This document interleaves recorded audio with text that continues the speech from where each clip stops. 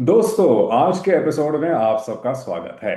हमारे खास मेहमान इस हफ्ते एक लेखक हैं, राइटर हैं। जी हाँ, उनका नाम है लिंडसे पेरेरा। टोरंटो में आपकी रिहाइश है और आपकी नई किताब आई है जिसका नाम है सुपर। अब इसमें एक दिलचस्प बात है।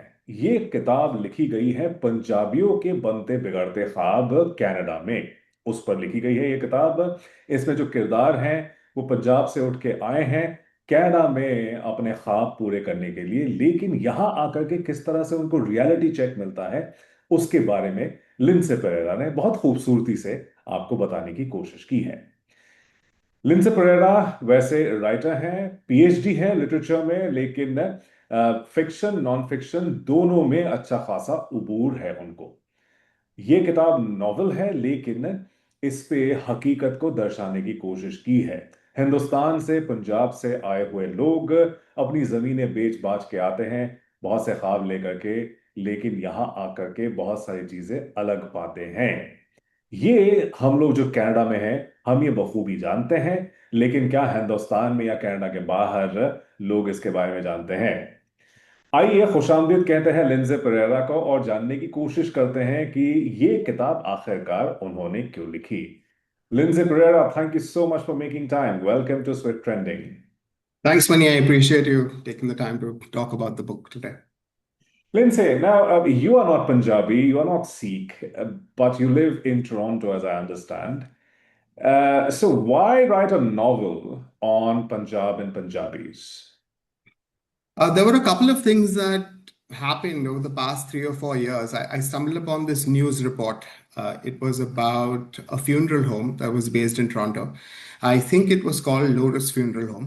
Hmm. And Lotus Funeral Home, one of the things that it did was it was responsible for the repatriation of human remains Hmm. to families in India, primarily the Punjab region. In 2018, this funeral home sent home to India uh, the bodies of 8 young Indians. And by 2022, that number had risen to 33. Hmm.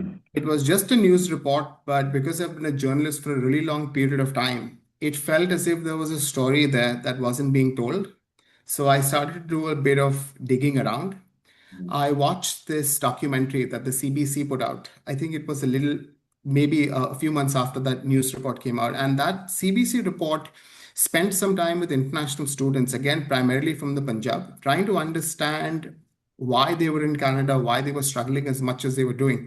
And it quoted this spokesperson from something called the Naujawan Foundation or the Hmm. Naujawan Student Foundation. And he said something that surprised me. He said that the average person in the Punjab spends the equivalent of 74 years Hmm. of income to pay for 1 year of tuition in Canada. I assume he meant not people who are well off, obviously, because people who have that kind of income will not spend the average of 74 years. But uh, a lot of a lot of what he said was relevant for a significant number of poorer people who Hmm. pretty much put their lives, their land on the line and came here.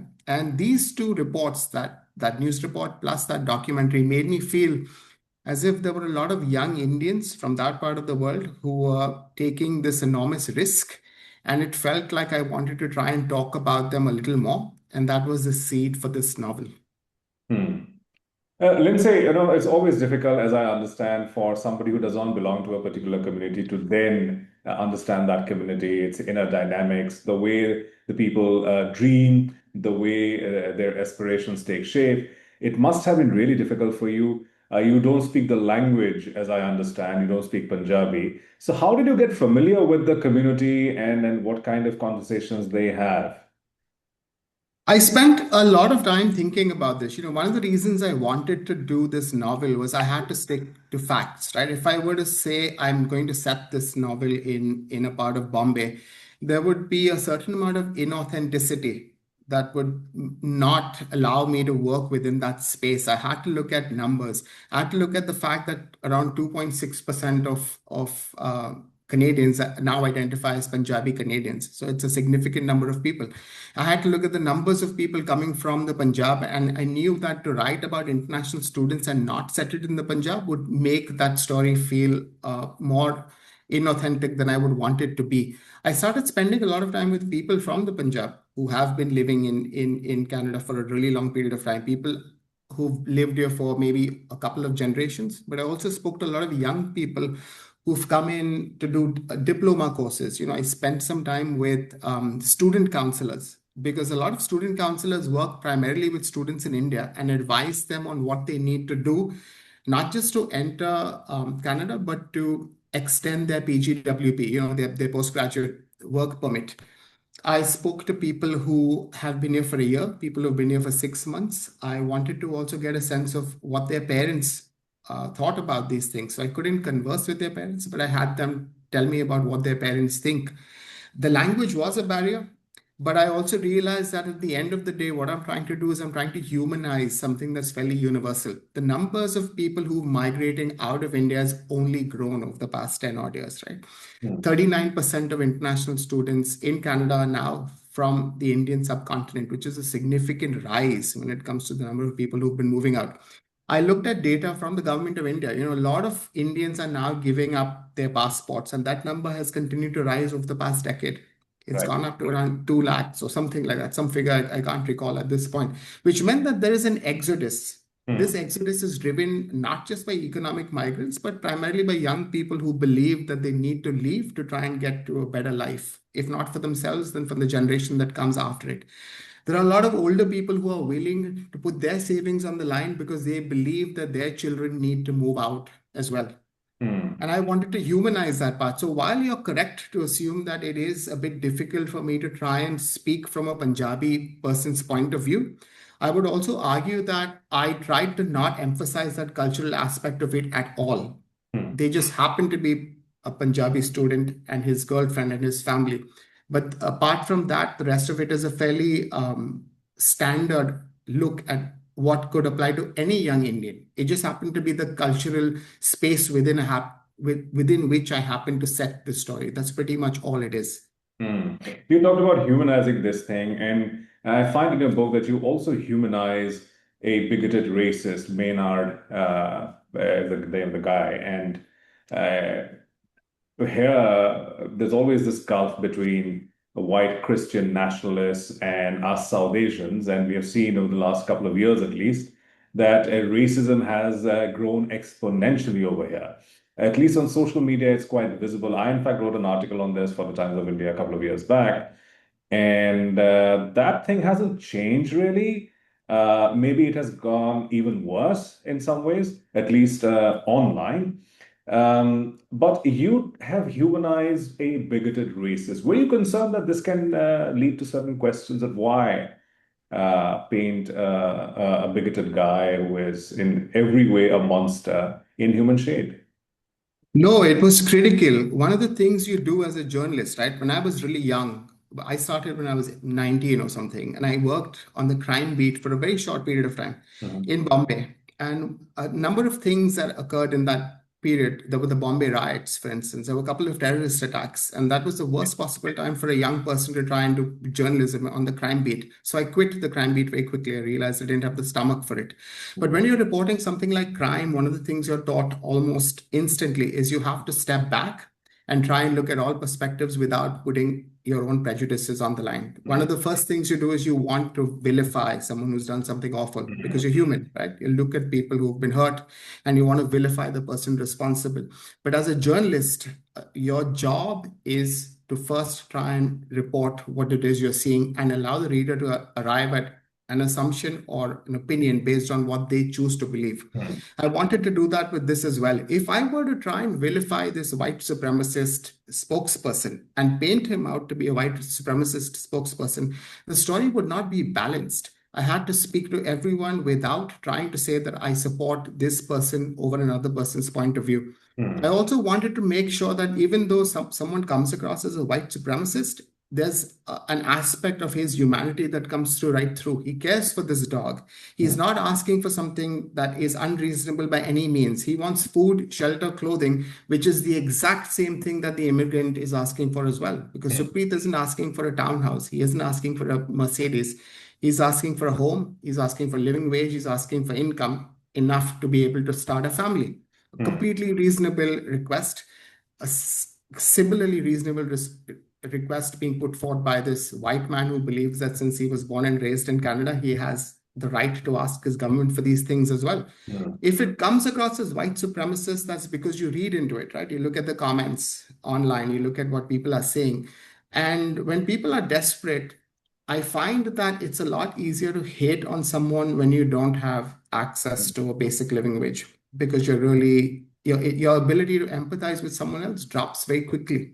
mm, I felt it myself, when I was growing up, I grew up in some poverty. It was much harder for me to empathize with people than it was after I started getting paid a little more money, where I could sit back and say, oh, now I can try and be a little kinder to people around me.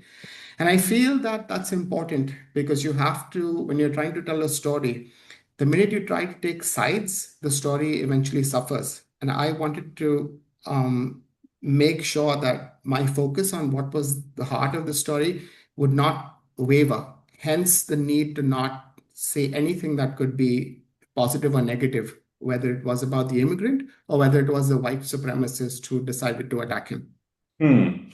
And of course, it's fascinating how you bring all this tension out and that you could do this in print. That's amazing, Lindsay.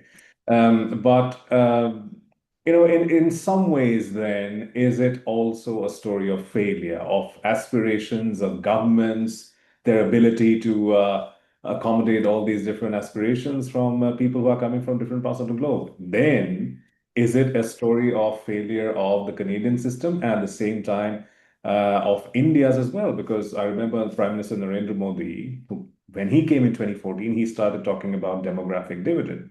And we see that that has pretty much turned into a disaster now.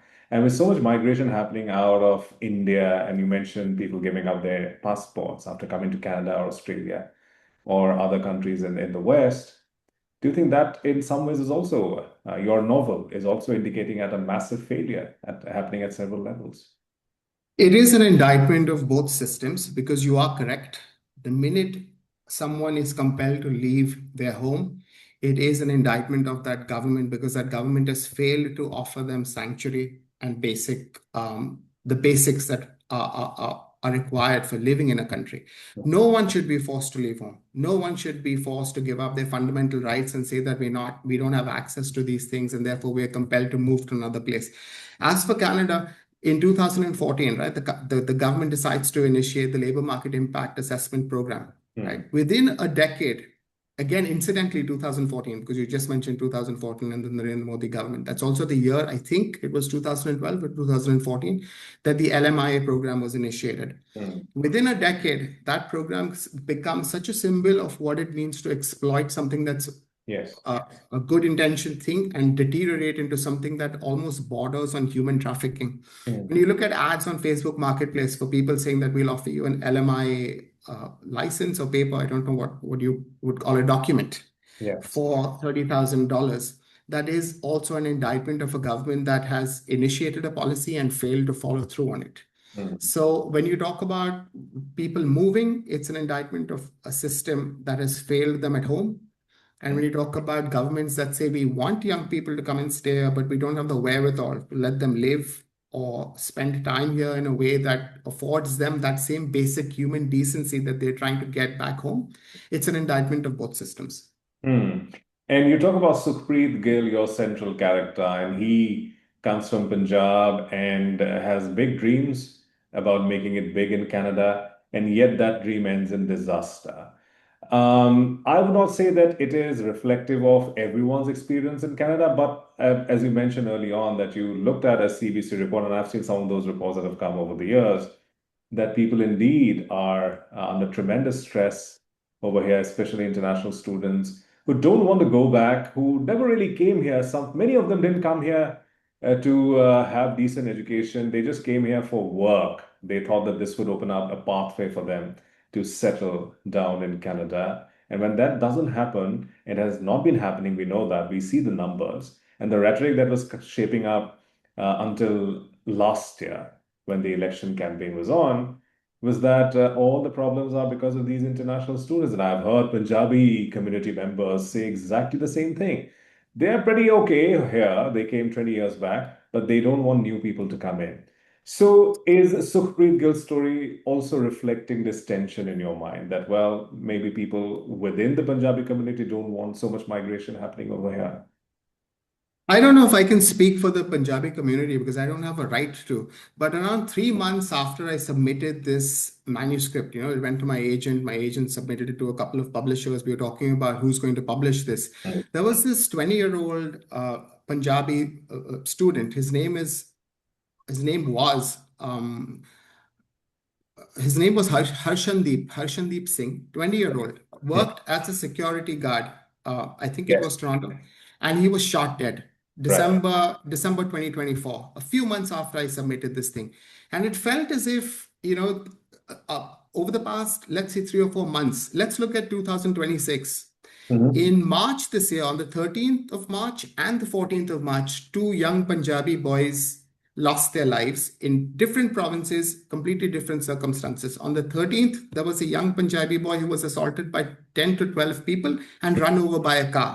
A Yes. day later, in Edmonton, a 22-year-old was shot by a car that happened to be driving by there was no motive, there was no reason at Yeah. all.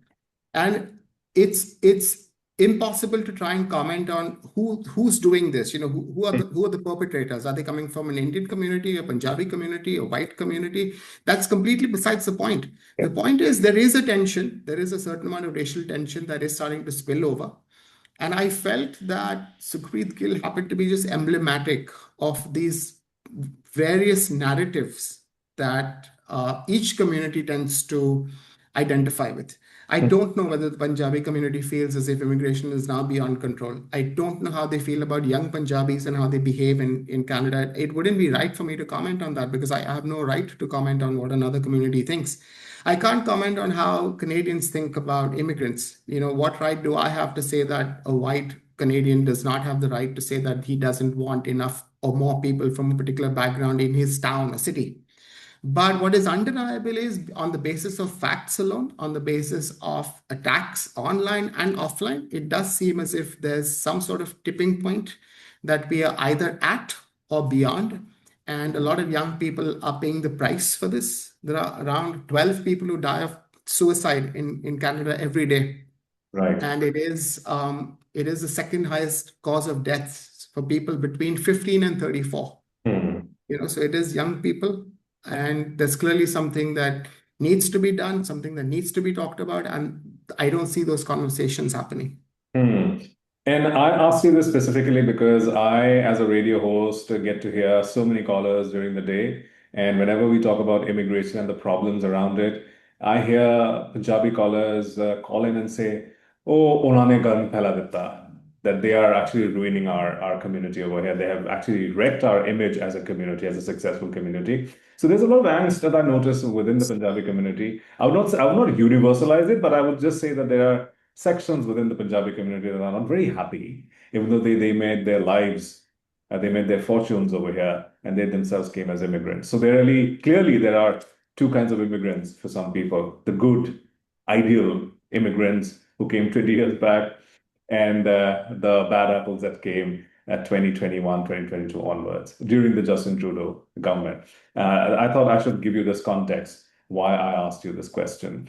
But you also bring a softer side. You bring Harneet, and Harneet is more realistic, perhaps, about what Canada holds for her, the promise that Canada holds for her. She's not very unhappy with her life in India, but at the same time, she's not very hopeful that Canada is going to remarkably reshape her life for the better.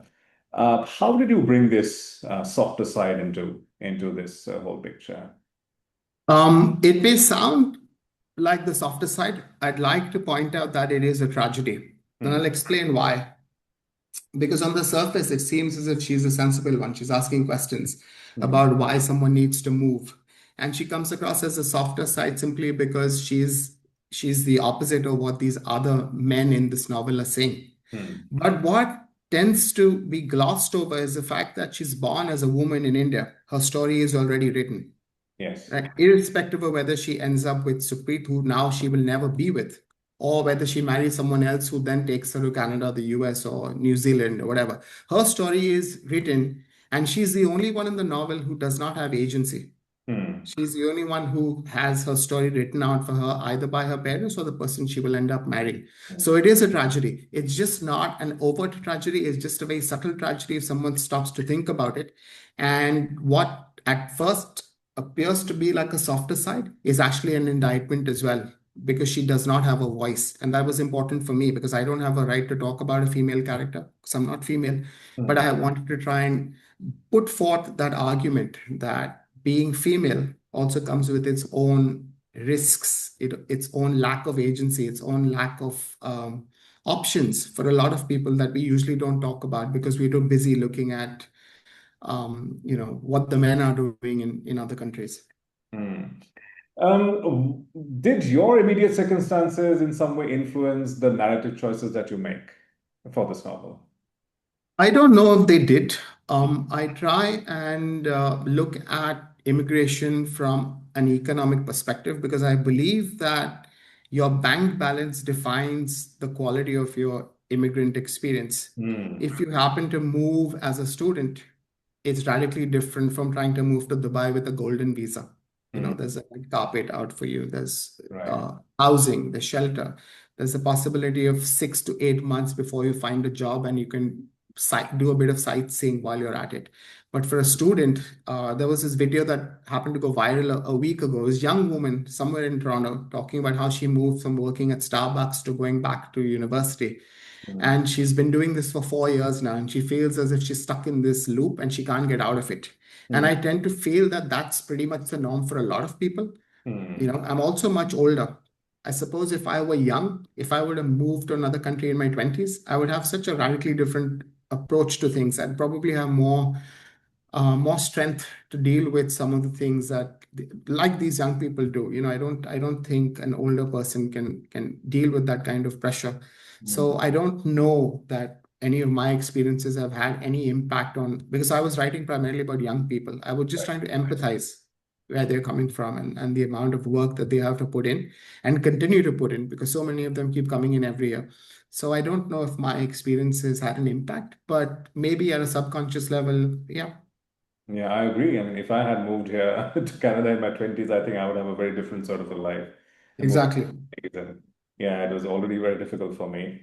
And that has also been the experience of many people. There's a nice article which came out recently, and I remember mentioning this to you. It's written by somebody I know, Pradeep, and it came out in Maclean's.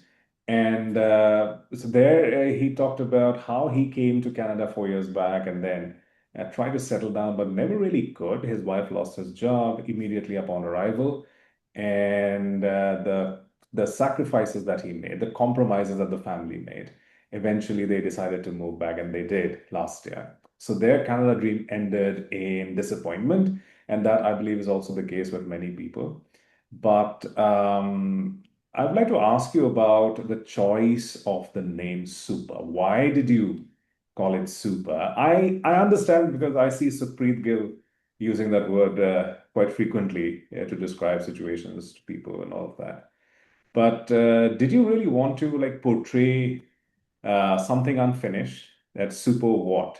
Super tragedy, because that's what it seems to be, or super achievement that he came to Canada. Super what really? Did you give some thought to this? It's superintendent, which is why there's a uniform on the cover, Hmm. right? Super. That's what he works as, right? He's the Yeah, superintendent of this yeah, building. yeah. And it's a reference to what people in Canada refer to as their super, the building super. Hmm. And hence the cover has a uniform and a name tag. Hmm. And it just happens to be one of his words that he's really fond of using. But Hmm. it was always a reference to superintendent. Yeah. But did you also, subtly want to convey this thing that, okay, this is super tragic? Oh, uh, Maybe if that comes across, it doesn't hurt, but it wasn't really. what I was, I think when there are multiple ways of reading something, that always works a little better. Hmm. But it was a reference not just to his favorite word, but to the job he occupies that eventually leads to the loss of his life. Hmm.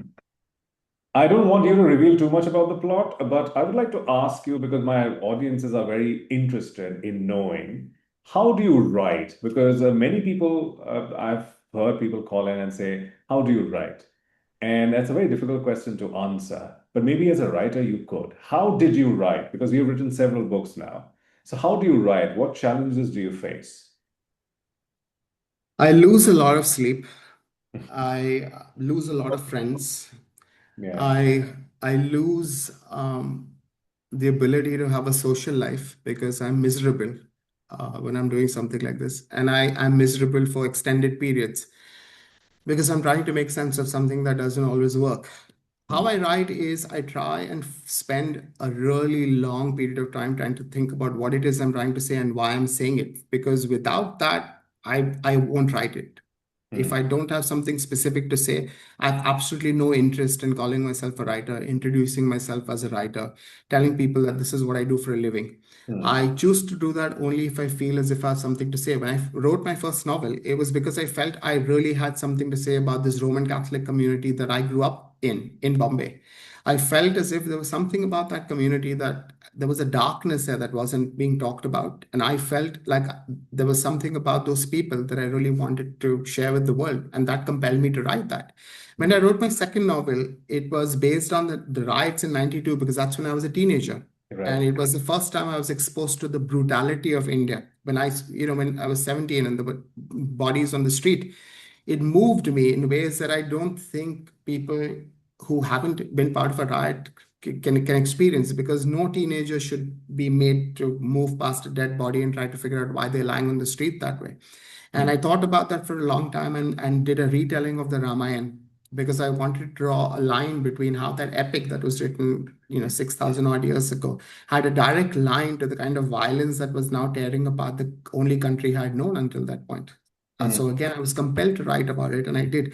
And the same thing happened with Super because I thought about this. I thought about these young people who are moving, who are taking their lives in their hands, taking the fortunes of their families in their hands and making this leap to a place that they've never visited, a place they know absolutely nothing about except for what they see on social media, and choosing to put everything on the line to try and make it there. And that felt like a story that I wanted to write as well. So I think about stories a lot. How do I want to say it? Is it worth saying? Is there something of meaning that I'm trying to convey? Hmm. When I arrive at that point, the actual writing becomes a lot easier because I already know that this is the story I'm trying to say. Then it's just a question of putting in the physical and mental labor that goes into typing out a manuscript and Hmm. editing it once, twice, three or four times. But getting to that first point is the hardest. It takes around 2.5 years. Hmm. Everything else takes between 6 to 8 months, because then it's just a question of how disciplined you are. Can you shut up for a few hours every day, not speak to anyone, and just do this like homework? If you have that capacity to do it and you're writing 1,000 to 3,000 words a day without getting up and wasting time and coming back to it, then it's just about discipline. Hmm. And the more you do it, I think the more disciplined you become. Also, I think that because I spend very little time socializing as I get older, I feel as if I have limited time. I must use my time in things that are of some importance to me. I don't do the kind of carousing that I used to when I was young, run off to a bar 3 times a week and run off with people to play card games or whatever. None of that happens. And that also allows me to spend more time doing the work that I think is important for me to be doing right now. So being a writer is also being lonely, eh? For me, it is. I maybe some writers tend to find the opposite. Hmm. Tend to find that the opposite is true, and maybe they make more friends. But I haven't met any. Hmm. Well, Lindsay Pereira, thank you so much for making time for this conversation. If you come to Vancouver, we'd love to host you at our studios here. I wish you all success with your book. Thank you for joining us. Thanks so much, Mani. I appreciate it. Hope you have a nice day. You too। दोस्तों ये थे Lindsey Perera. इनकी किताब super को छापा है hopper Collins ने। कल के एपिसोड तक इजाजत दीजिए।